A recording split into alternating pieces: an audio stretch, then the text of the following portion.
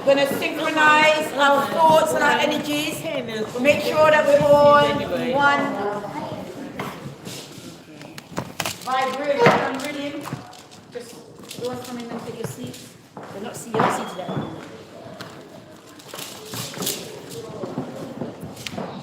Tenamwale. Faithful praise to shrine. Tenamwale. Assume a posture of reverence, or assume a sign of umoja. We'll close our eyes for a few moments, just bring our focus back. And I have silence now, please. Tenamwale.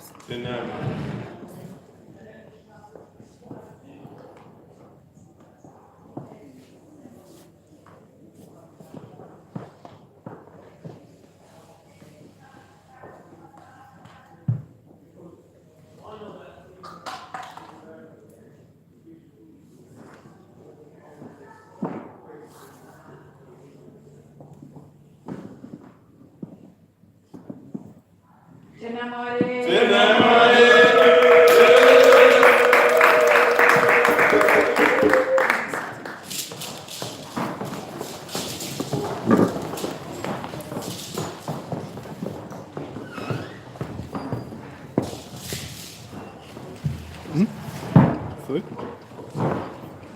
Yeah, I did already. You did, you know, already. You're ready. Okay. Okay, so now right, so this part of our Shumira is where we usually deliver our message, or depending on the theme or the energy of our community or the African world community at large, or just some concept from our ancestors in understanding our reality and trying to work through our challenges that we're facing today. We like to also hear from our children. We want them to be true with what we're doing, so we give them an opportunity to share some kind of creative expression. So I'm gonna, there are some people still outside, so I don't know if we can hold the door because they're talking now, or just ask them to come in. But we're gonna ask our children to come forward, the Soulful's pamphlets, and they have a couple of pieces that they're going to deliver this afternoon. So can we hail the Soulful pamphlets?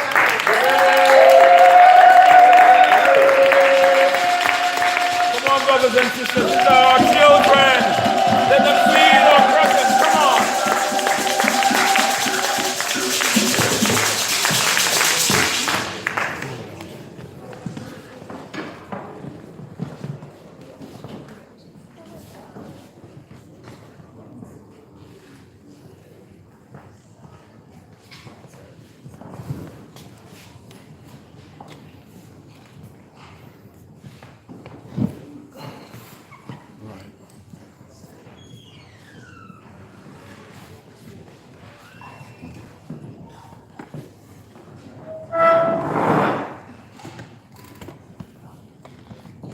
Greetings, elders, brothers and sisters. We are the Soulful Panthers, the children of the Alkebu-Lan revivalist movement. Today we honor Brother Hewie and Hewie.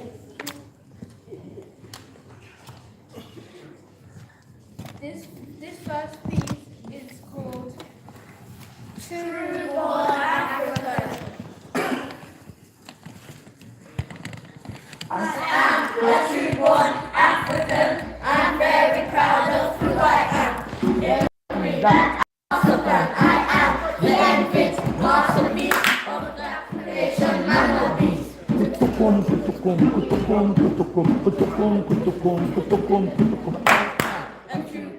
African, I'm very proud of who I am. But first to say I am, then to proclaim or revelation.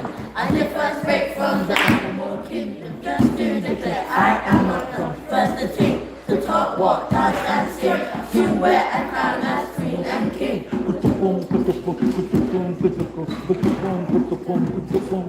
Yes, I, this true-born African, I'm very proud of who I am. Yes, I, this true-born African, I'm very proud of who I am.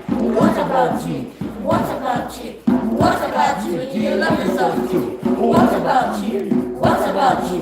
What about you? Do you love yourself too?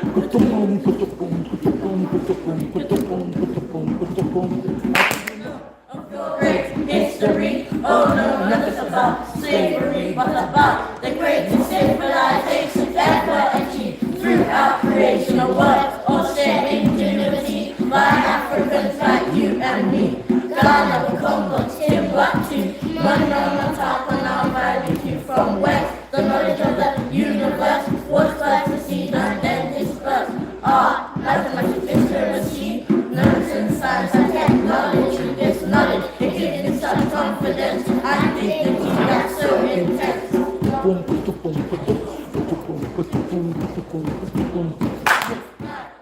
Born African, I'm very proud of who I am. Yes, I, is born African, I'm very proud of who I am. What about you? What about you?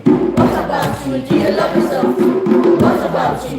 What about you? What about you? Do you love yourself too? I do.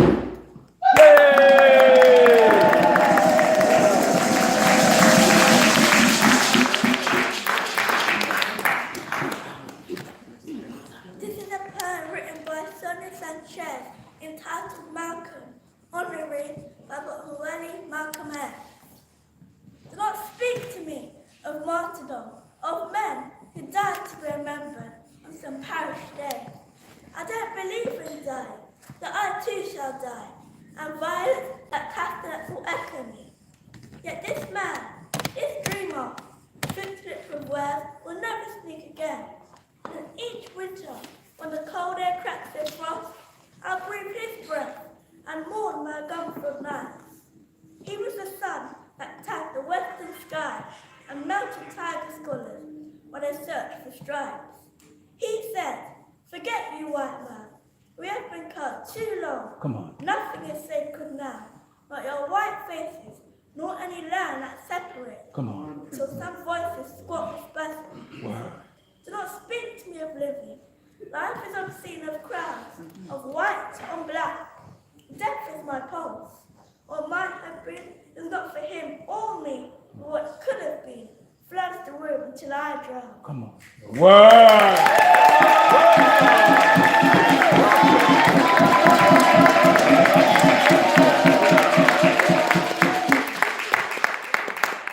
This piece is called Mirror image of me. 1, 2, 3. I look in the mirror and what do I see? A gorgeous African child looking back at me, with skin so supple, so soft and so beautiful, with sparkling ebony eyes like stars adorning the sky. I sit and I stare at her lovely thick hair of rich dark curly wool that is oh so cool. She smiles so sweetly. Oh gosh, don't you look like me or someone I've seen? Sweet child of the king and queen. That nose, those lips, how they look like mine. So full, so ample, and just so fine.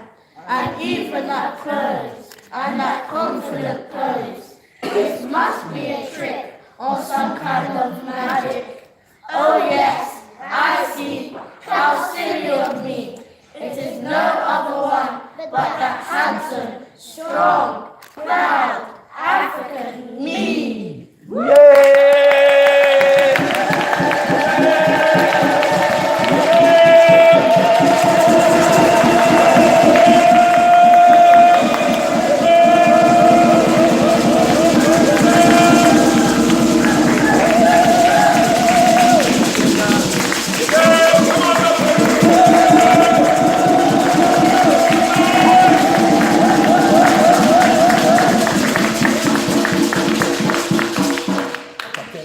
Tatenda. All right. Give them again.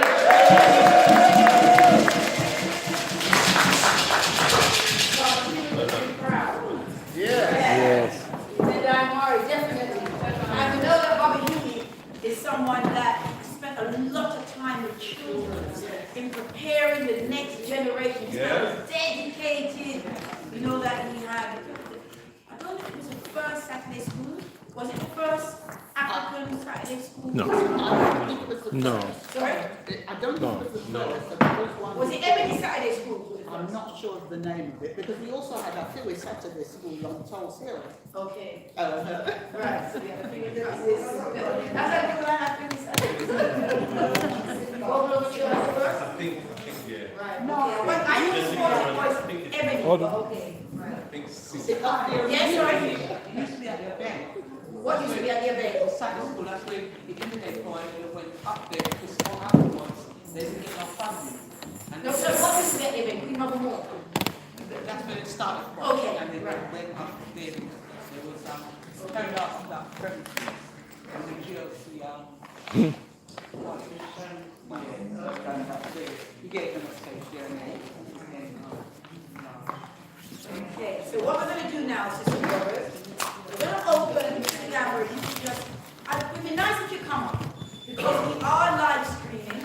Right. And we want people, especially those that are bored, and some of our elders who may not be here today, or just people just weren't able to make it, like one of the elder,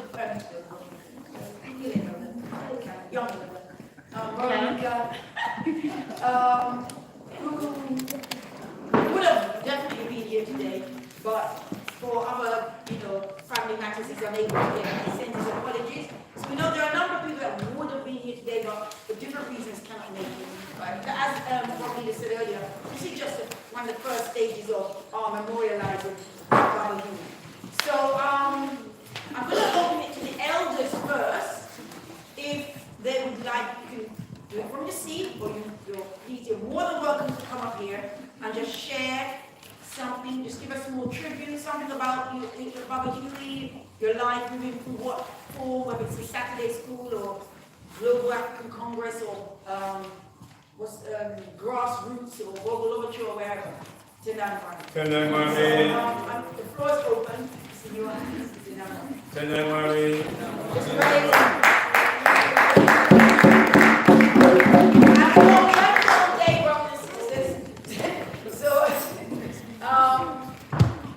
Please, don't be shy. We start with our elders first. Give them first opportunity to just stand and say something. Well, now, come. All right. Come on,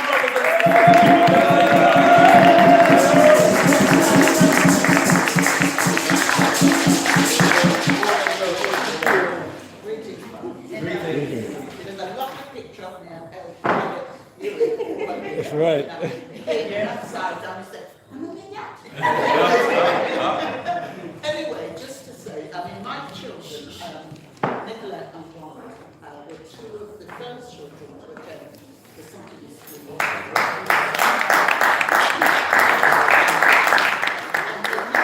And I actually continue to know quite a lot of the young people, and also Amen Ra attended that Saturday school as well. And your parents, surprise. Okay, yeah, so I was just saying that my children attended the Saturday school. They were some of the first children to attend.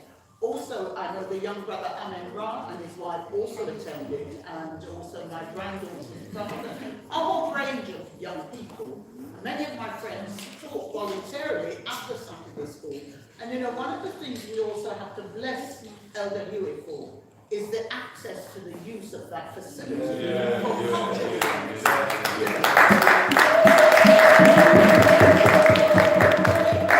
Step forward to ensure that you could get it at a reasonable price, use it till hours. He would come back to make sure that it could be locked up, etc. So, we really have to honor and big him up, because there's a lot of people in our community with resources and access to resources, and now they're not. So, blessings are going to follow him all the days of his life. We are never going to forget somebody like him. The other thing I want to say is that we have managed to ensure that his legacy is going to be catalogued and available to the public via the Black Cultural Archives in Brixton. So,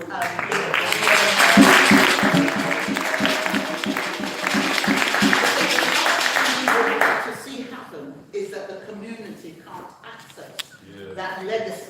that belongs to the community. Thank you. All right.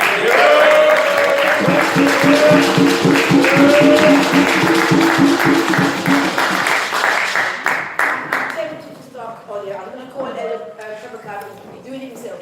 All right. Yeah.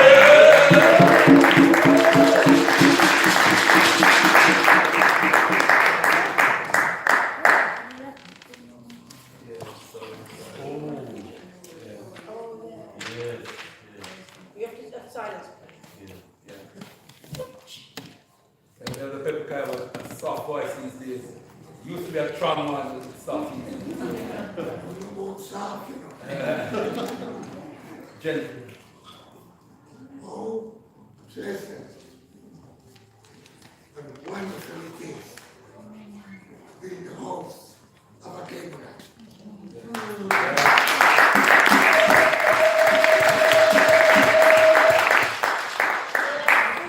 When we are one purpose, love, appreciation, and oneness. On behalf of the Pan-African Congress movement, family, greetings. Greetings. Now, when I became with a son, All right. and the guy kept doing, never hear me sing, you probably go one year When I was small, family members said, sing is not yours. Alone, don't murder the sound. But if you can talk, you can sing. Walk, let me begin.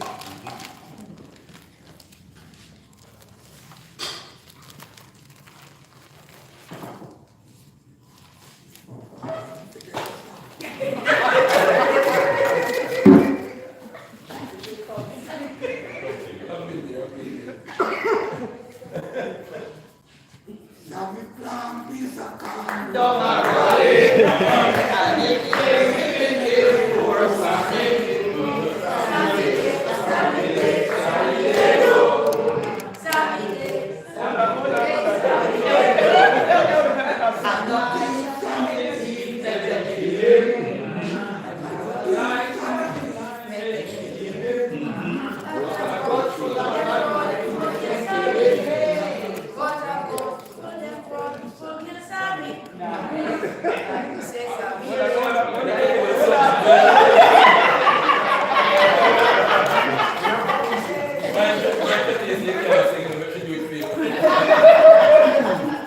That's why it's so wonderful and joyous to be in the house of Alkebu-Lan.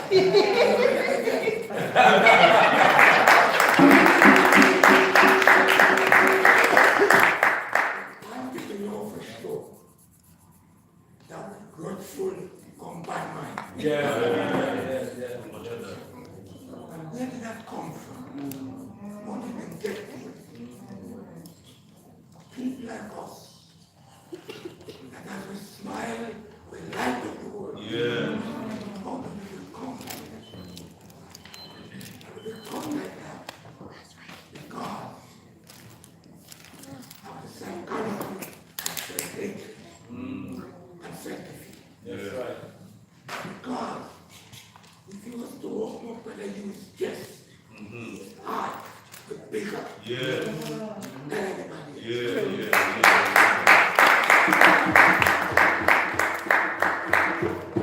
There's a brother that you couldn't say was a saint. We don't know what a saint is. But we know love, care, and commitment. That's the material that nature use. That's right. Why did I sing that? Well, why did I try to sing that? Because the love, the commitment he put into that church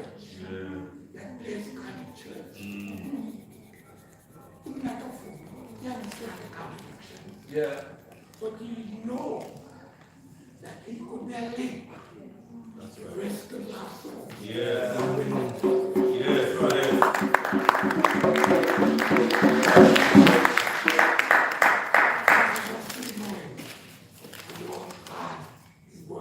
that's right. But the poison inside of them will be good. That is what the Hewie immigrated. That's right. Like Marcus Garvey, died for broken heart. I remember the last time I said I'm going to do it. I took him somewhere on the field.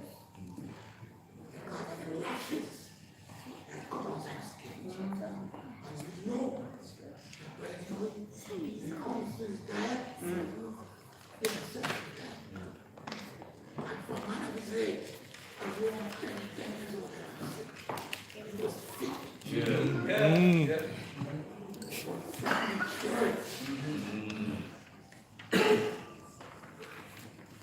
Don't talk him the way he did. Yeah. What he wanted was space. Educate, build, and to shape. Yeah. We want children. Be what we're supposed to be. And the first people, we should be working with them to make it happen. And we want to grow. Yeah. And savage. That's right. That's right. He also said, motivate. But then you say, how happy I am to be here. Because when I did the way, I'm feeling quite right. Get up. Get up.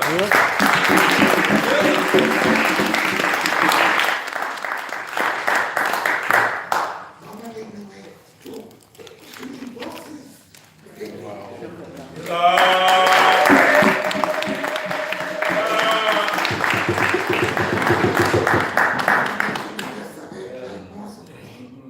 So I'm going to let them see who you are, please.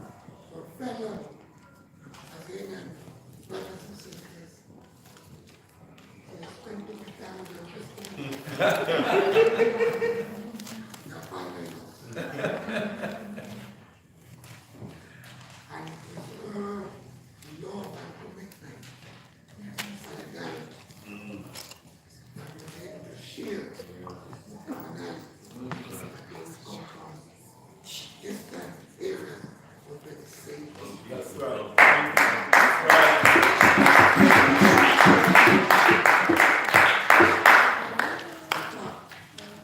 I haven't seen our yard quite a while. You know. Yeah.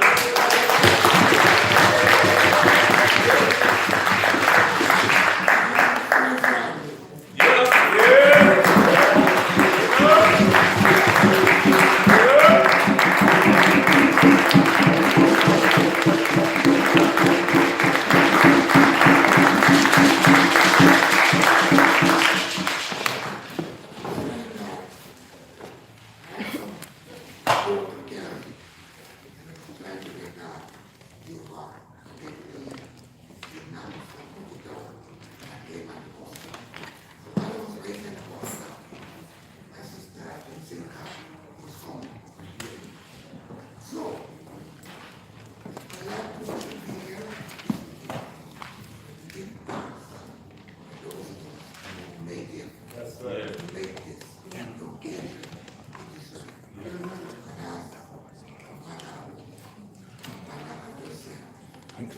appreciate that. Yeah. If I can find something, That's right. Yeah, that's right. You're always a thanks. That's right. That's right. You spend more time in that building than at his house. How many times you go up them stairs? And sometimes you're alone. In that building. That's his next person. How many faith? Countless times together in that space. That's right. Because he was firm and resist and resist and resist. That's right. To make it possible. In fact, the last time I saw it, it never occurred to me that that was the last time. And even when I know that he went up to the captain, it's always that what he wanted.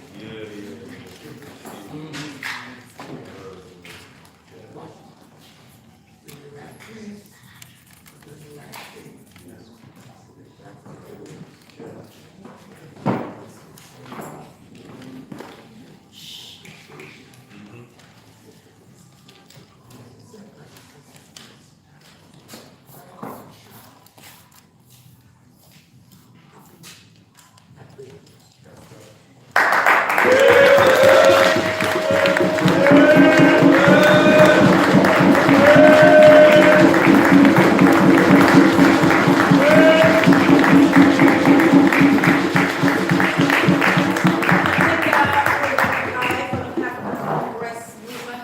Are there any more elders? You can take it from Mama Lindsay Way. You want to take it from there or you want to come up here? No, I'm coming. All right, please come forward then. Yeah.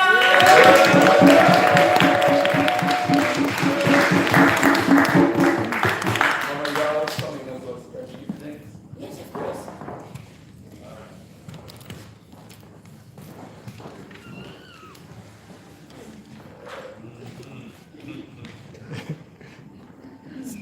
Thank you very much for making this Brother Hewie is very important because I think the people who really appreciate Brother Hewie are in my age range. The younger ones will just hear about Brother Hewie. It was here, there, everywhere. Here, there, everywhere. Because when we first came here in the 50s and the 60s, Africans and Caribbeans hated each other. Because the Caribbeans were taught by the missionaries that they were sold. Yeah? And when I went to Nigeria, I was told by the Nigerians that not to worry about them because they were their people. That's why the whites took them. They don't say they sold them. And ever since then, I've been reading about slavery and realized that Caribbeans, Africans, it doesn't matter what they call you. If you are an African, to the Muslims and to the Christians, you are a slave. You are a machine for making money for them. It doesn't matter who you are, whether you are, it doesn't matter what qualifications you have. When you are a scientist, in the science department, you are given the lowest job. And this is universal. So we must understand that our lack of money is not so much that we are not working hard. We are working extremely hard. There's very few races in this England that does 2 jobs, up to 3 jobs. We are on the bottom of the rung.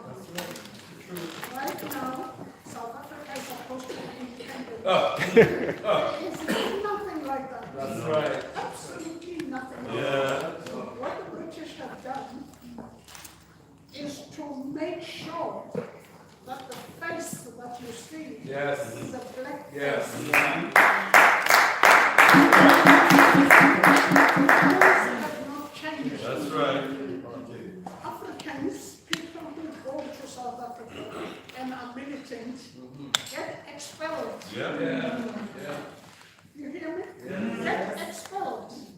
But they tolerated us being slaves in our own country for more than 50 years. They all pretended they don't understand what is happening in the country. We were being killed, like, not even killed, cowed. That's the better way to say this. That's right. And coming here in the 60s, if you were an African, the Caribbeans would look that way. Seriously. The only person who I always think and is a white man is Howard. You know Howard? Howard is the one who made that speech of rivers of blood. Yeah? And fortunately, for both Caribbeans and both Africans, we knew whose blood is going to make it.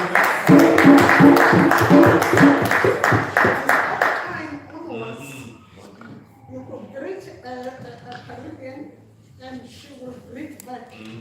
Before then, they hear your accent, they say, you know? So we have to, these people like him, Hewie, what really hard break that.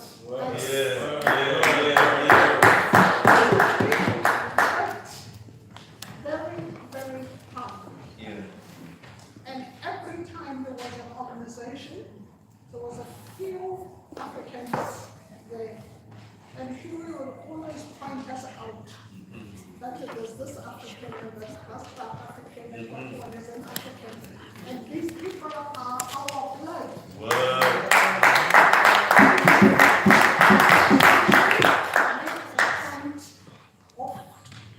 Making that when you're an African and are in a community of Caribbeans, Hewie, I can remember Hewie, Dacus Howe, and several other people like that.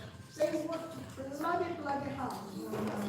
And after that speech of the rivers of blood, we could walk into any organization and know that you will be listened to and you will be welcome.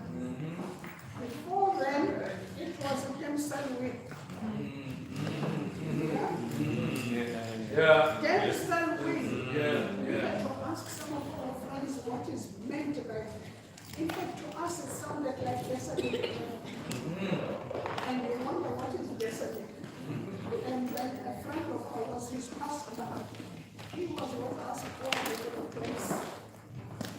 He was the person who told us that yesterday is then sell we.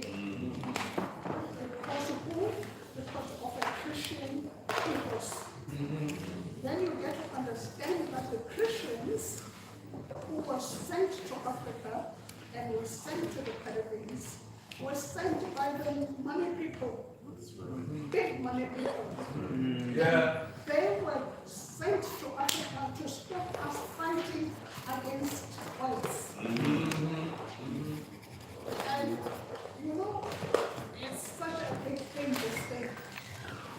When you say you are educated in Africa, it's when you have a certificate about English, England. Yeah? And these people, when you come here, they pay you no attention. What top English you speak, they are not interested. All they're interested in is your business. And your blackness is to lower you so badly that I think you know South have got a reputation of being drunkards. Yeah.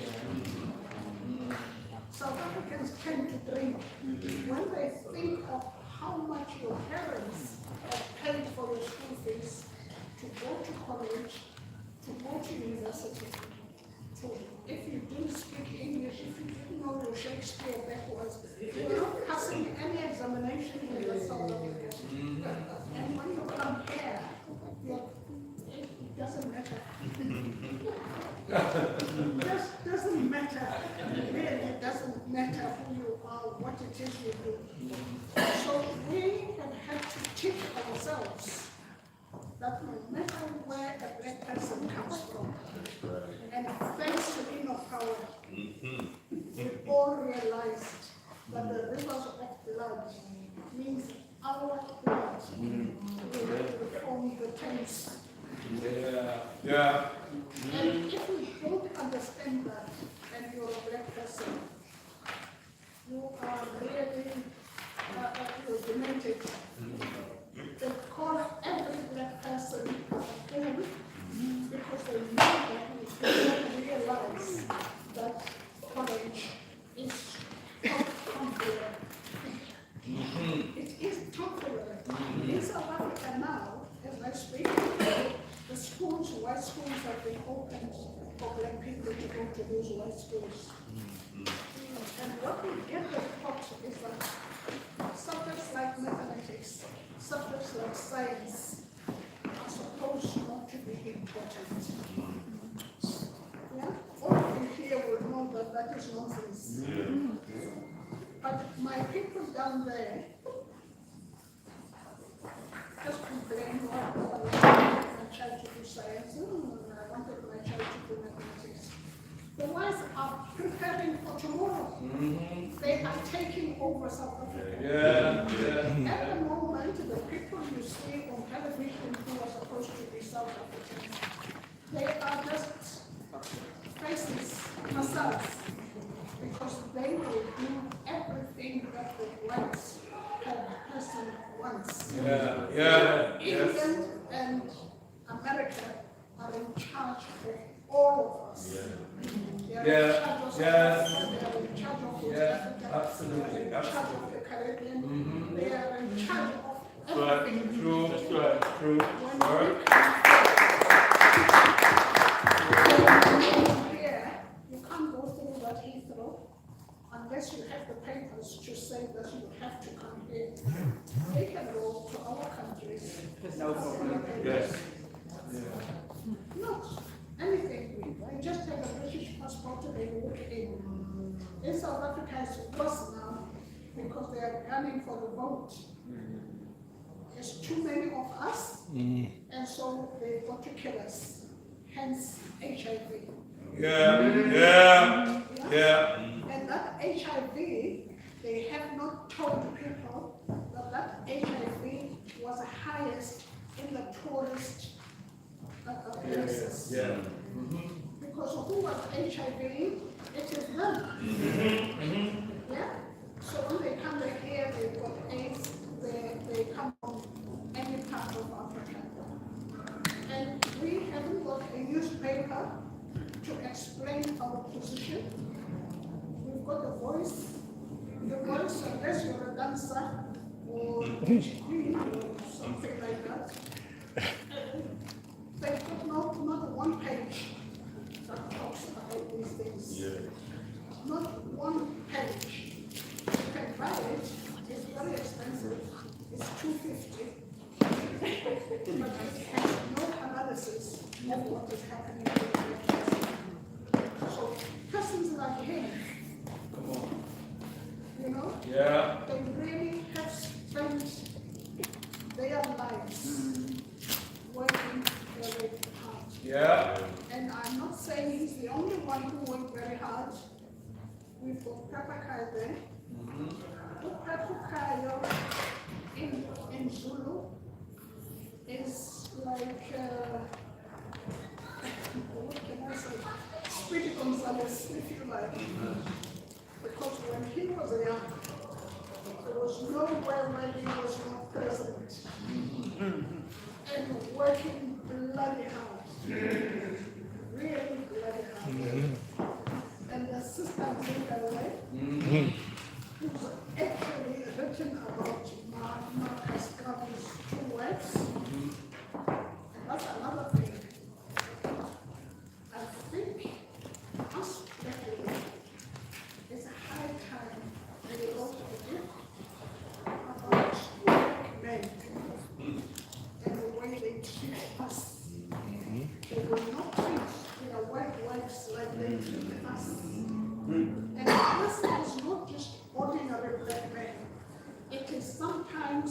the very active and sharp black fellows. But when you look at their background, what they have done to their lives, the topmost one that I always talk about is Nelson Mandela.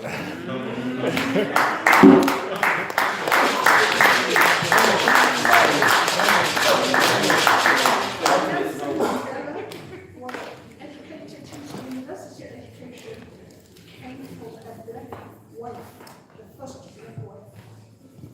She worked as a nurse and put him through university. As soon as he completed, Slovo was there, communism was there, and he had to divorce her because it was either her or the communists. So he chose the communists. This is after 4 children. It's not a joke. Yeah? When that is finished, you all know the history of Winnie Mandela. Winnie Mandela has worked hardest of all those people who have worked in the ANC. But because she was not wanted by the people who own South Africa, the people Borderline. the born British, you know? Sorry, I will keep you here the whole day. I was going to say, That out of South Africa only, not about Jamaica, not about West Africa or anything. In the 60s, England was getting 60 million out of the gold in South Africa. And we are starting, literally starting, in South Africa. It's very few people who can grow up in one room or 2 rooms. Yeah? Platforms. And every white person who goes to South Africa automatically gets a servant. Yeah? Because they pay nothing, absolutely nothing for their servitude. So we go to work for them, look after their children. Our children are running free in the locations. Location, by the way, is a student name. What is really true about those locations is that those are slums. Absolute slums. When it comes to toiletry, our toilets have no water system. And yet, maybe as big as this room, we have about 3-4 families with one toilet. Not a water toilet. Yeah? And we call this home because our parents or great-grandparents were shot and they had to go to town. That's where you could get a job. We don't talk about these things because we're ashamed. Ashamed of what? You didn't make yourself. I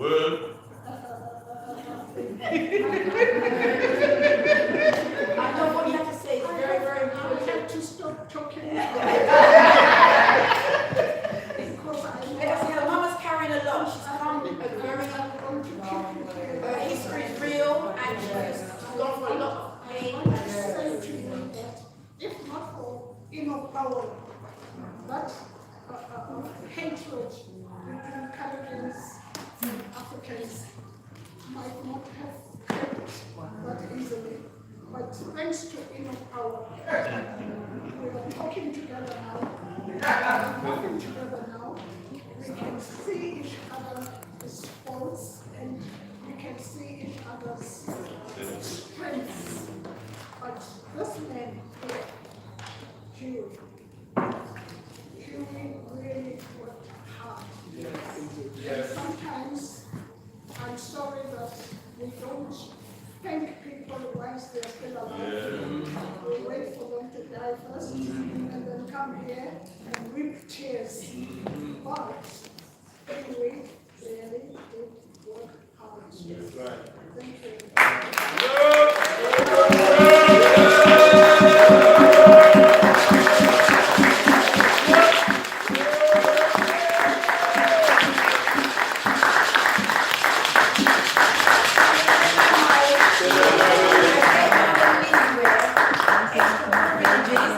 That's not the gateway open up.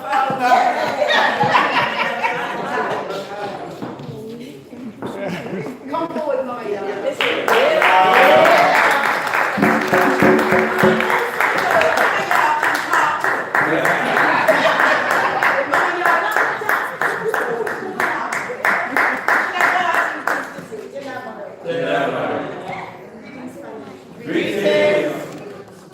real pleasure to be here. Let's focus, but please. And please, if I take 10 seconds just to salute somebody who's not here. She's known as Afia. Yeah. Wow. And I never see St. Jerry as not a member of that particular African woman. Absolutely. What I want to say is this. I am part of something called, people think it doesn't exist anymore, but for me it will never die. I'm part of what is called the International African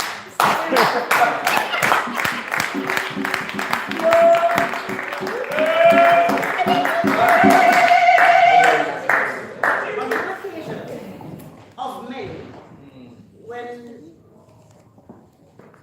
I don't know what to call him sometimes, Reverend Hewie, Brother Hewie, Elder Hewie, Baba Hewie was asked to pray, he said this.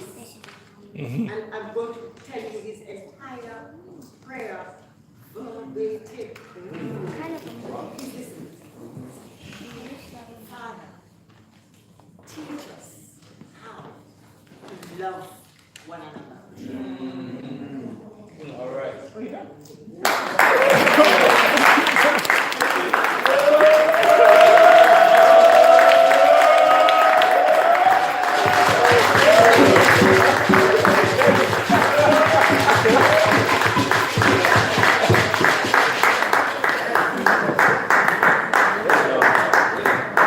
That was super quick, Mama, yeah.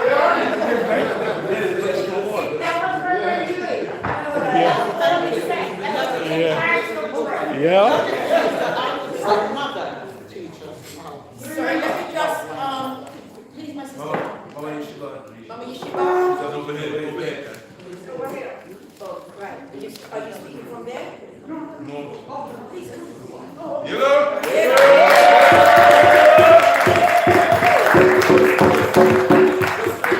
Let's remind brothers and sisters, we're taking elders first. Yeah. And then we will open up to come forward, Mama Give Yeshiva. me some drums, please, for Reverend Hewie. Some drums, please. Drums. Some drums, so I could.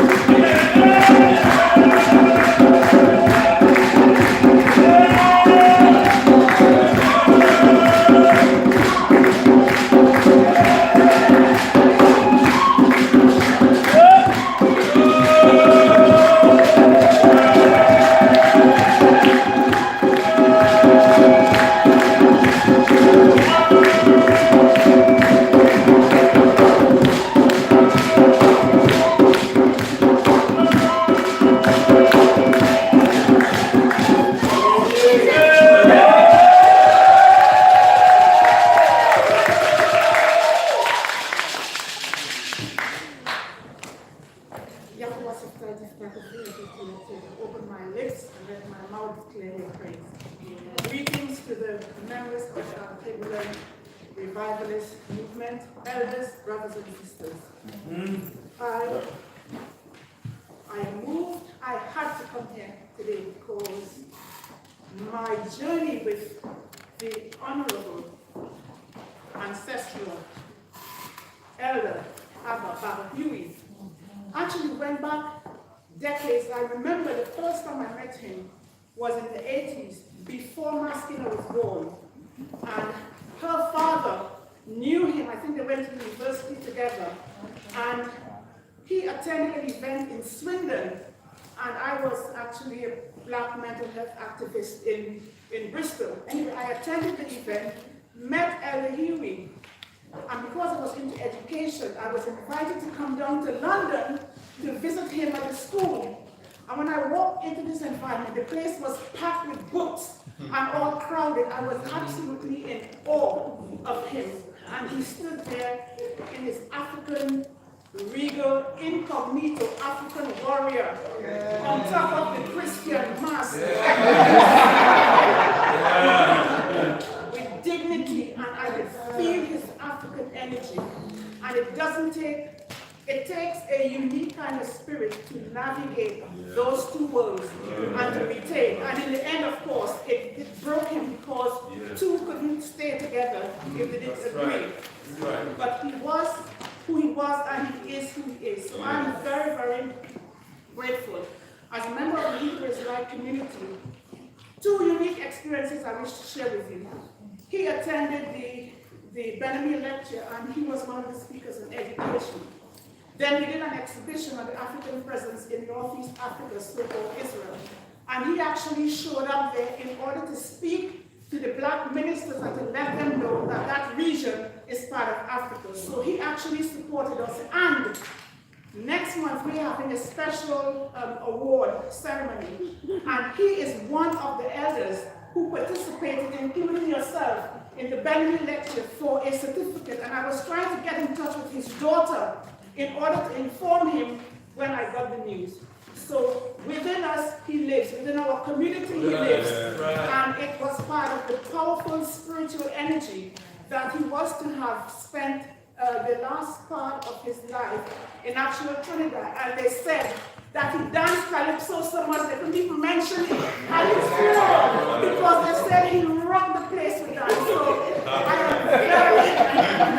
I am very, very pleased and happy and honored to be here, and we will definitely be letting you know about the award ceremony when he will get the certificate, and I need to get in touch with his daughter. But for me, Reverend Hewie, Baba Hewie, Abba Hewie, the Pan-African incognito warrior, give me some drums and a dance him out on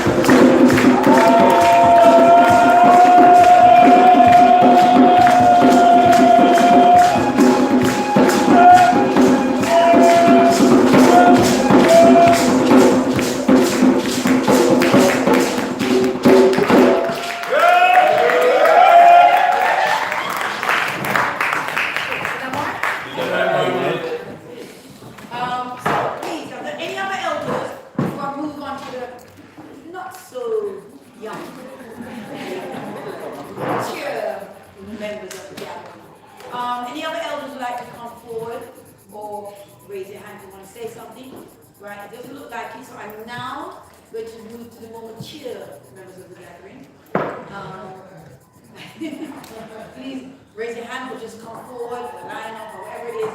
Let's get it moving, brothers and sisters, because the food will get burned if you stay too long. Come ahead, sister, and let me do it.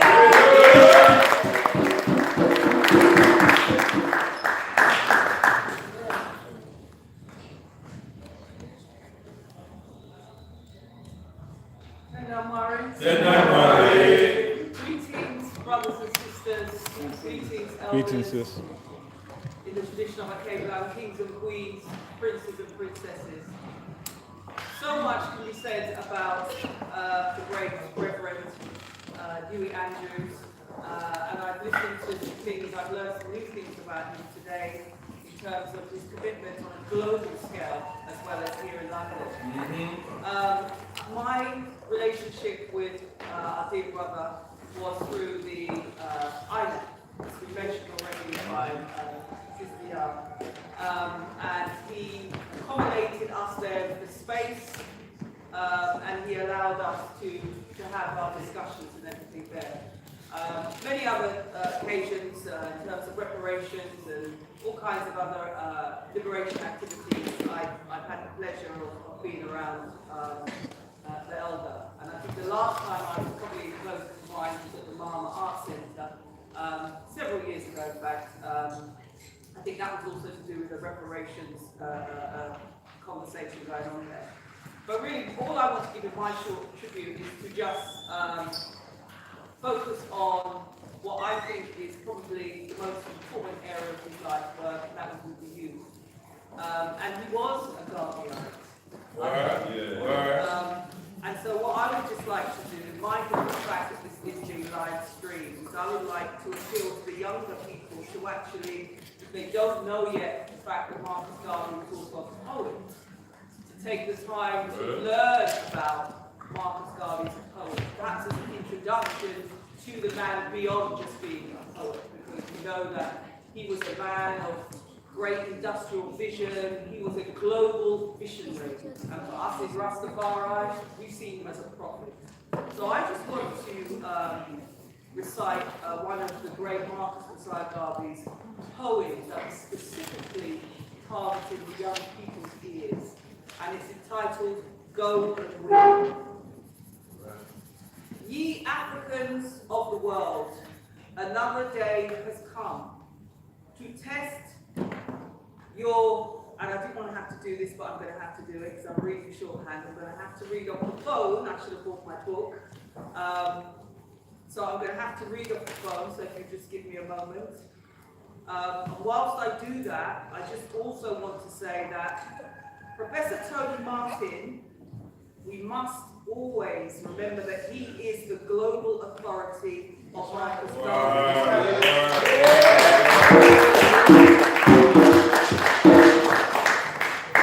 And I say that because, with respect, there are those out there who have their interpretation of Marcus Garvey. And I think it's incredibly important that we always return to the source. And the source we know is Professor Tony Martin, who was ordained and given the authority by one of the leading members shortly before he transitioned. I think it was Charles, I can't think of his surname right now. James. And he was a leading Garveyite, and he actually bestowed upon the great Professor Tony Martin the authority to be recognized as the one who possessed the knowledge and the information that he then put for us in 9 volumes. It's 9 books. The poem that I'm referring to is from one of those 9 books, and that's the collections of poems of the great Marcus Garvey. So the poem is entitled Go and Win. Ye Africans of the world, another day has come to test your worth of racial character. Your lives and homes, you see, are threatened everywhere. The time is now for you to do and then to dare. Your youth must struggle with the facts as they are seen, directed now I think to the adults as well. Your youth must struggle with the facts as they are seen and blaze the trail for home and life redeemed. Your hope, I claim, is in the courage of the time.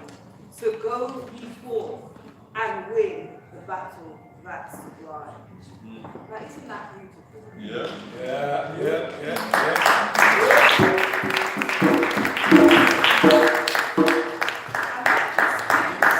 Just a snapshot, an inkling of the depth of this man, which, as I say, there was recently a film put out. I didn't get to the screening in the BFI. We have to look carefully. I've heard from Brother Carl that it is a good production. I've yet to see it myself. But we have the responsibility for those that claim to be Garveyites to ensure, and I say this because don't know if the gathering are aware of it, but I'll share it anyway. My good family name Greenwich is listed amongst those that were in the UNIA. So when I think of Professor Tony Martin, and I'll share this with you because it's going live stream. When I first met Professor Tony Martin many years ago, DHCM organised for him to speak. And he was over at the African Caribbean Leadership Council. And he gave a tremendous lecture, as he always does. And I remember approaching him afterwards. And I thanked him for the work that he'd done. And then I told him my name. And when I told him my name, he sat down and he kind of sighed. Many years later, he then met me again, and he embraced me as his sister, because he could see that the spirit of the Greenwich, and there's more than one Greenwich, there's Daisy Greenwich, has also been documented, was actually running through my personality. So whilst I may have all sorts of challenges, off stage, on stage, behind the scenes, in the public gaze, I now understand where my spirit comes from. So I'm thankful in many, many ways for Hewie Revivalist Movement, for teaching me about Marcus Garvey in great detail, but just, and if not more importantly, Professor Tony Martin, without him, we would know nothing. So I just want to make one final point and say this. Marcus Garvey gave us the meaning of propaganda. Right. Propaganda means to propagate or to make known extensively some particular phase of human intelligence. The desire is to convert or influence the people to the acceptance of the truth of that particular intelligence that is to be spread among the people. Propaganda can be true or false in its origin or intent, but it is always directed at the public for the purpose of winning the support of that public, for the purpose of winning their support. My final point is Sasha Johnson is an inspiration to me. And I hope and pray that Sasha Johnson makes a full and speedy recovery, because I have nothing to prove to no one except the ancestors and the Creator. Because those that truly know me know, like you here, I love our people, and this is why I shall cherish the relationship I had with the great brother Hewie. So I thank you for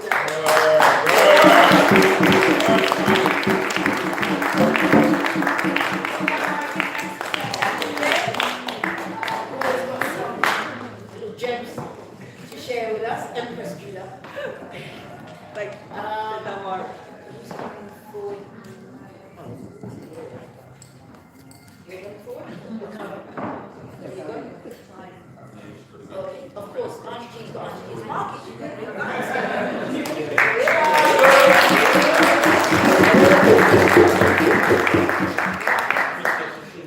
Please, Empress, Priestess of Shumira is here. Send out more.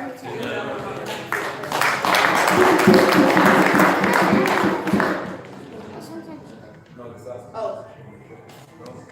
Did you want to? No. All right, okay. Send out more.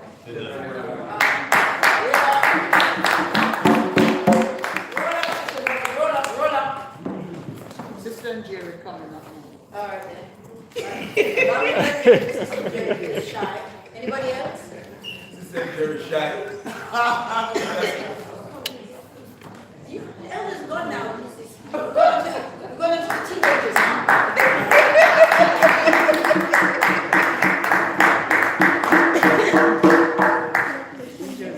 Come on, brothers and sisters.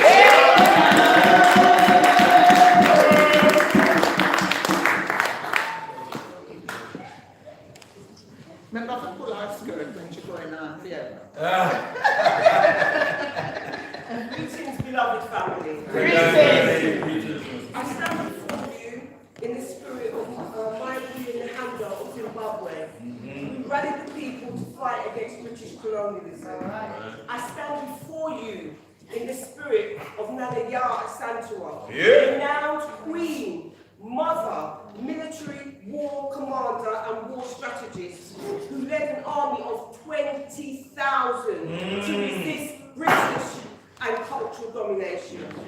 I stand before you in the spirit of our ancestors who fought during the Ma'afa and made monumental contributions to us being here today, whose names and deeds we don't know. We call on our ancestors for the following reasons. One, to pay homage to their name and their deeds.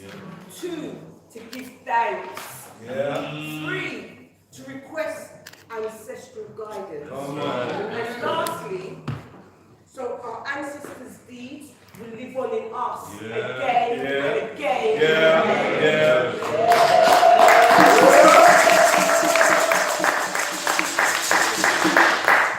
I bring heartfelt condolences from the director of Moira Taifa, Sister Affion El Affion. And our chairperson, Sister Marita Vu Takasala. To both Elder Reverend Hewie's biological and political family.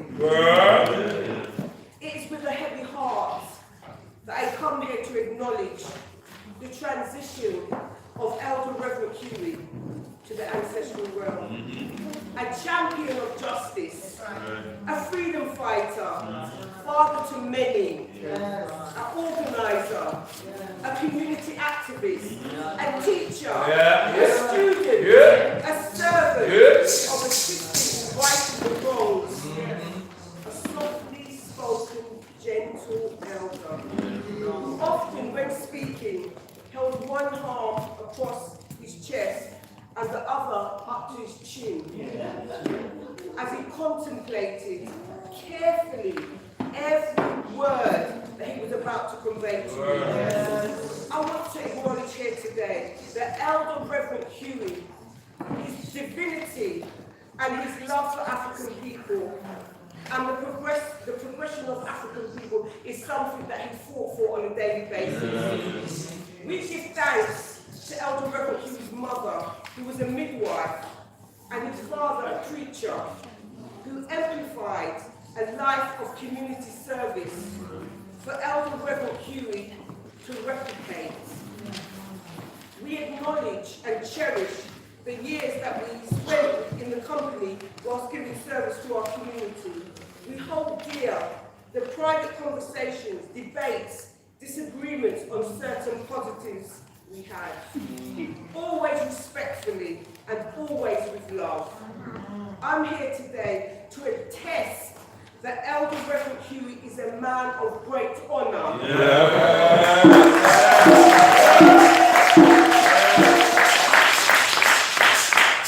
source of light, principled, a unifier, and a huge expression of African love.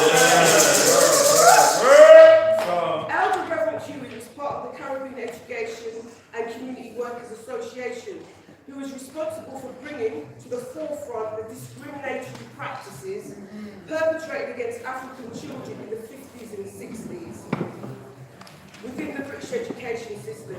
It was the work of the Caribbean Education and Community Workers Association who was responsible for getting the information out about African children being systematically and incorrectly placed knowingly in educationally subnormal schools. Elder Reverend Hewie was the founder of Queen Mother Moore Supplementary School, which opened its doors in 1981.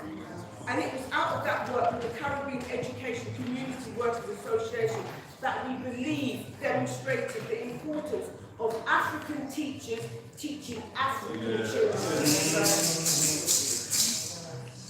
The Queen Mother Moore School was a labour of love, and Elder Reverend Hewie worked with others such as Elder Clarence to ensure a consistent space was available to our children, to parents and the wider community, for meetings and a variety of other functions. So we asked the question, what has changed since Elder Reverend Hewie was part of the Caribbean Education and Community Workers Association many, many years ago within the education system? What has changed? And the answer is nothing. Nothing has changed except neocolonialism. Neogism is new. It's morphed into different ways of oppressing us. That's right. In the past, they used the education in subnormal schools. Now it's exclusion. institutions, Yeah. pupil referral units, Yes. and the prison. That's right. That's right.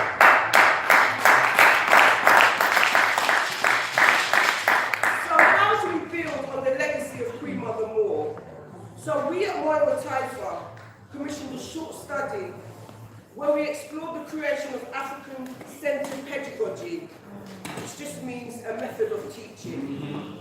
That includes African knowledge systems, economic enterprise, in the building of businesses that our children then go into instead of Eurocentric systems and white workplaces and environments, which effectively means that our children's intellect is used to advance the interests of those who oppress us. That's right. Because we have failed to build African structures and systems. Come on, come on. We honour the name and the legacy of Elder Reverend Hewie by building on what he has left behind. Institutions, institutions, institutions.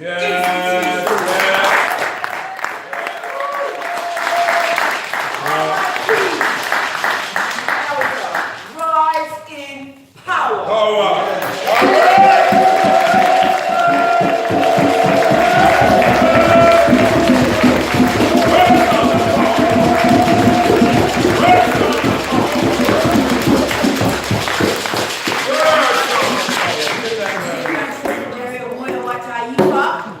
Very powerful sister organization. Are there any other brothers and sisters who would like to share? Come forward.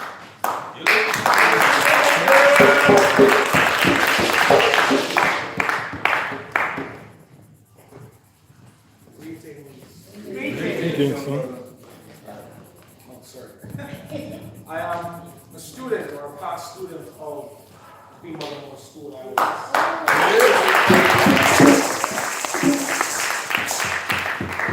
My name is Jeremy. I'm Mama Ya's son.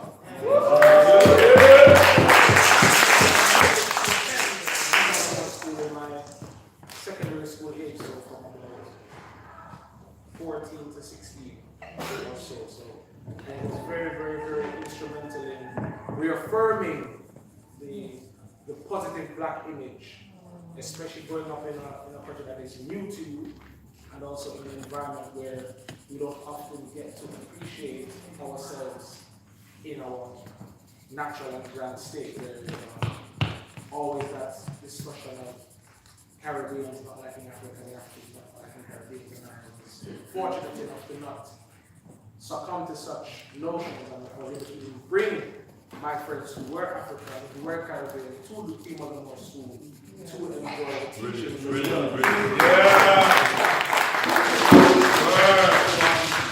To look back and remember all of the different moments of Reverend Hewie being the only teacher at the time available to teach you. That was when in the early stages where it was a shortage of supply teachers that were able to come on a Saturday and teach you maths.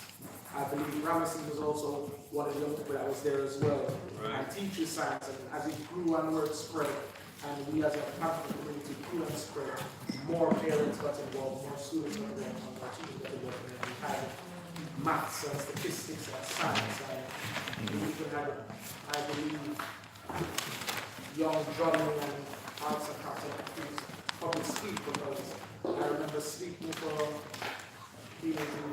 the Marcus Garvey, Women in the Garvey movement. I mean, it was a special event for that, so it's very warm and touching to be here to represent the young people who have been positively impacted by Reverend legacy and are able to say and confidently live on through it and appreciate it. So many of us are my age in our 30s, some of us in our 40s, some of us younger than that, and still remember the very same soft nature, but it's very firm.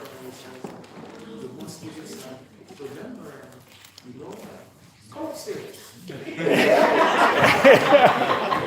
Right. Young men. The teachings of God is always giving that reaffirming but gentle. So it's a pleasure to be here and to represent the young people that positive, again, like I said, positively move them, encourage them. We are sure that it's a good thing to call yourself African and to dress in the attire, to wear it and have it as a badge of pride and honor, definitely. So blessings and respect to Reverend Hewie and to his daughter to come, and also special shouts out to Miss Nugent. Yes. Without her, it would be very, very difficult to run such a growing academy, so to speak, that we never know without the support of the women in the community again. Thank you very much.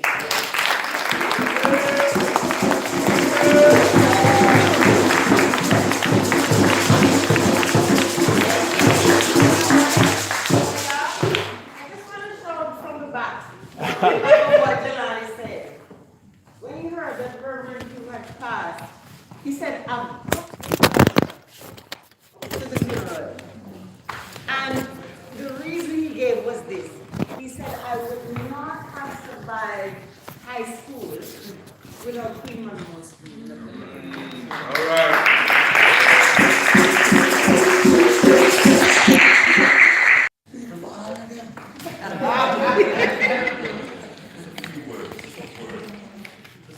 Okay, is there anyone else that would like to share anything? If not, I'm going to just hand to one or two of our members that would like to say something. Okay, brother.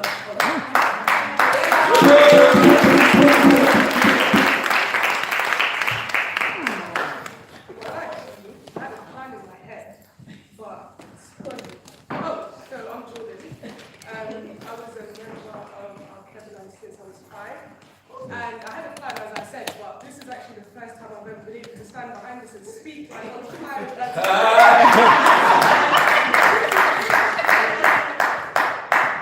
But I did want to say that I don't really have any memories with him, but he was one of the many elders who impacted my life. I'm 20 now. It's been 15 years since I've been on my liberation road, my freedom fighting road. And a lot of skills I possess today would not be part of my repertoire without Alkebu-Lan.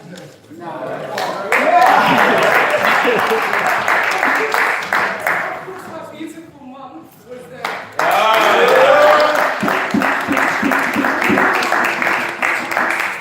But I must say that the person I am today, I'm really a fraction of who I was if it wasn't for Alkebu-Lan and elders like so I am thankful, extremely thankful for that I get to attend the school or meet him. He's impacted me before we get today. I haven't been back for a few years. You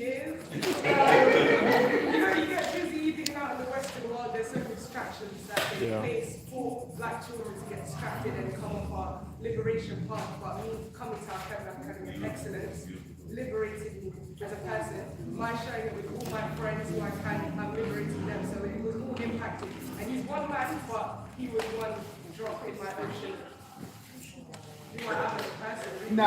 So yeah, I want to say thanks to everyone for being here as well, so I can enjoy this. These are the things that I draw from when I'm going through situations in the Western world, and I feel stronger because of things like this. So thank you.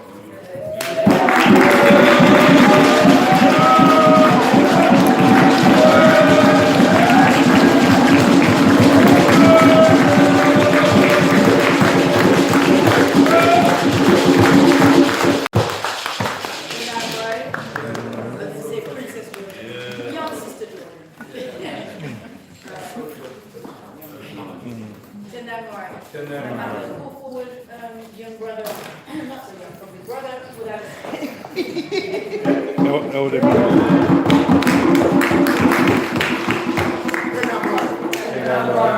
I'm going to say your friend, Auntie Jerry, as teenagers, I'm predicting toddlers. Don't confuse the word. Yeah, it's been a blessing just to listen. I guess sometimes at the age of 34, you kind of think you know a lot, and then the elders start speaking, and you realize you don't really know too much. It's been a blessing to listen and hear about, the lives of... Who are you? Sorry. My apologies. I'd like to know if that's better. Brother, with that symbol, Alkebu-Lan Rallies movement. Nice. Don't get too scared, son of Brother Leader, but I won't be too long. But it's a new day. Remember, it's live streaming. But yeah, it's just been a blessing just to listen to the memory of Elder Hewie and when we speak about Elder Papakai, we speak the Gonzalez, running through the, when I was coherent on liberation, or the Elder Papakai was the Elder Papakai. So I missed Speedy Gonzalez, but it's good to hear about it. So, but the fact is, these elders have always been there. I don't know life on Liberation Road without these elders being there. So the loss of Elder Hewie is something that I take very deeply. I just want to share one moment that I had with him. My peer group, I have, to put it politely, I got disdain for Christianity and Western religions. I'm privileged to not have had the burden of being raised in Christianity and in the church and having to grow older and having to leave. I didn't have that burden because my father had the sense to leave before I was born. I take the burden for me. So, I don't have any love or any connection or emotional attachment to the church. But Elder Hewie was somebody who I always loved and respected. And when we hear of his journey and what Pan-African democracy was almost like his safe haven. When he had to get away from the evil of the church, he had us to come to feel that love and that positive energy. And one day I was at Plymouth and I was talking to another sister who had some Christian leanings but wasn't too sure she believed in God. And in that conversation, I was saying that basically I don't believe that there is one God. And I was saying that in the Bible, that God speaks of the God of the Jews and the God of the Gentiles, and says, don't follow this God, don't follow that. And I'm saying, God in the Bible seems to understand that there's more than one God.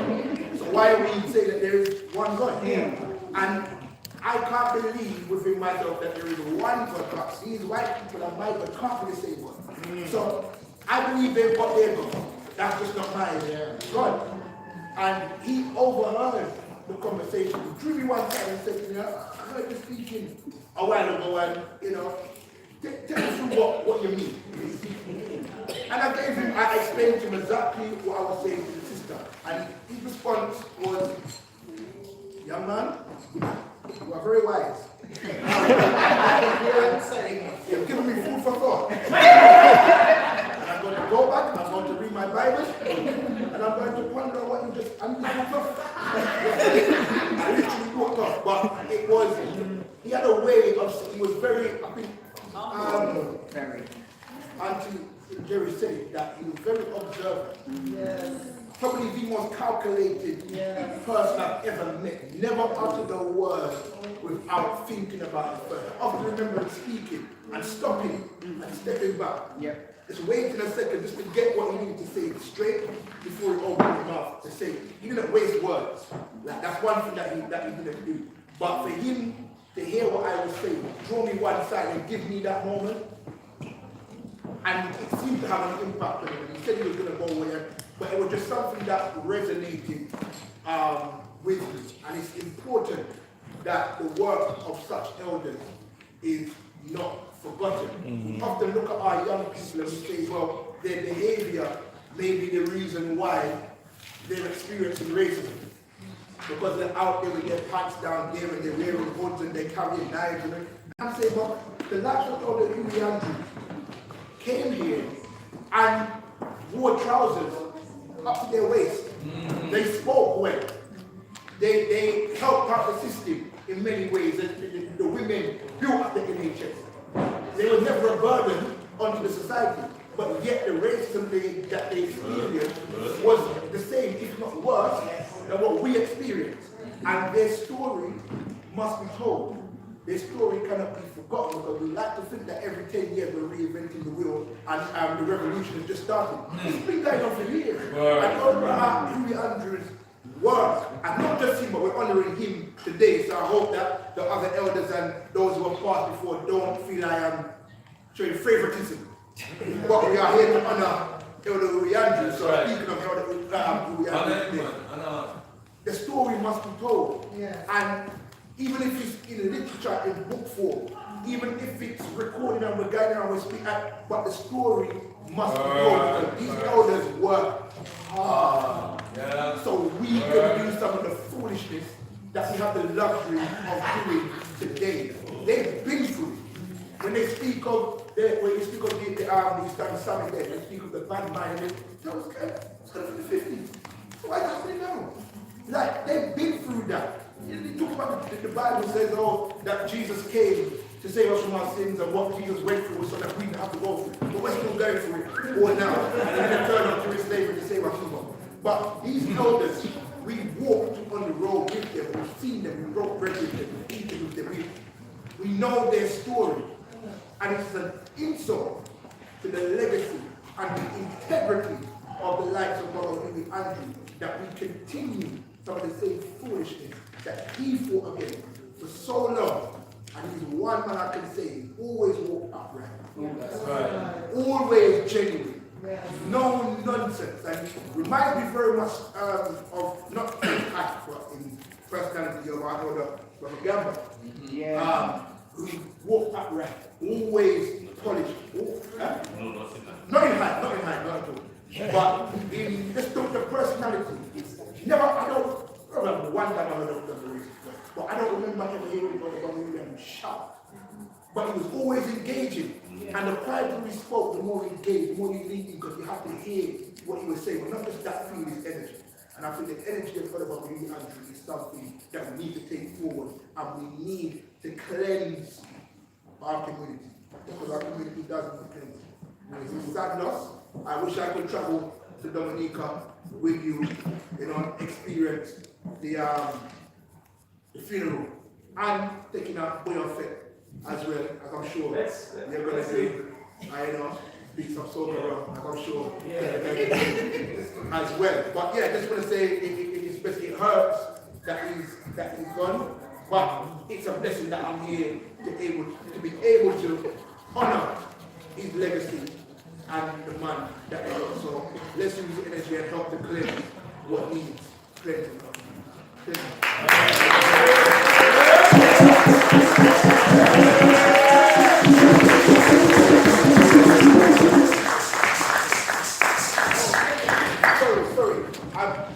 My older brother Shakara is currently in Sierra Leone, and which is why he is not here. So I just also want to bring in, because his love for Brother Hewie Andrews is next level, and I know that he's feeling it one of the parts was true, that he's not able to be here, that he loves Brother Hewie Andrews like a father, grandfather, uncle. He loved him, so I know he's certainly going to be. I just want to bring my older brother Shakara.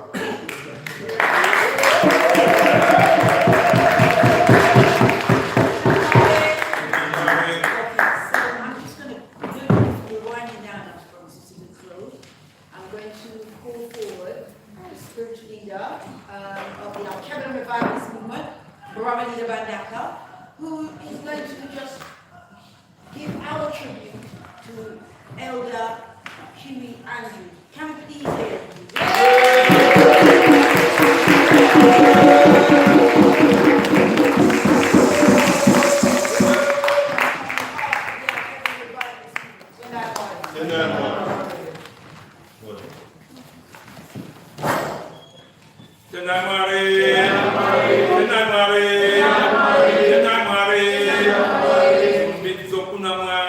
Africa, to the God of Africa be the glory.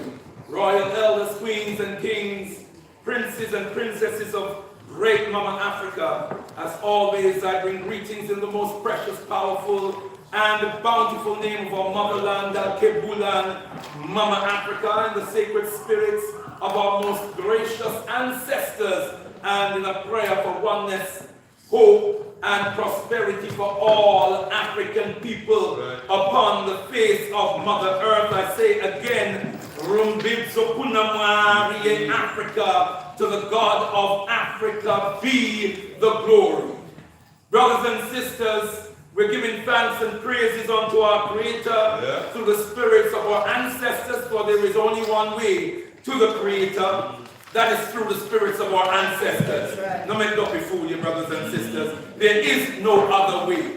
When we come into our consciousness as Africans, we learn that the Creator created us through the lineage of our ancestors, in mind, body, and spirit. That's how we came into the world, onto the earth, through the lineage of our ancestors. And since it pleased the Creator, since in the wisdom of the divine, supreme Creator of the universe, to bring us into being through the lineage of our ancestors, that lineage is rendered sacred. It will always be sacred, and it will always be the natural medium and connection between our earthly existence and the hands of the one who created us. That's right. Is that right, brothers and sisters? Giving thanks and praises for this day of our Shumira, this day of our African traditional worship, this day when we gather at the African shrine as one community. Is that right, brothers and sisters? We as Africans, we don't have to debate whether there's one God or many gods. We understand, brothers and sisters, we understand the multiple manifestations of the divine Creator of the universe. And then we also understand the oneness of that multiple. That's right. Are we together on this? Yes. We have the concept of the pantheon, the all and one. The all and one. Just as we, as Africa, we are individual personalities, but we are one people. That's right.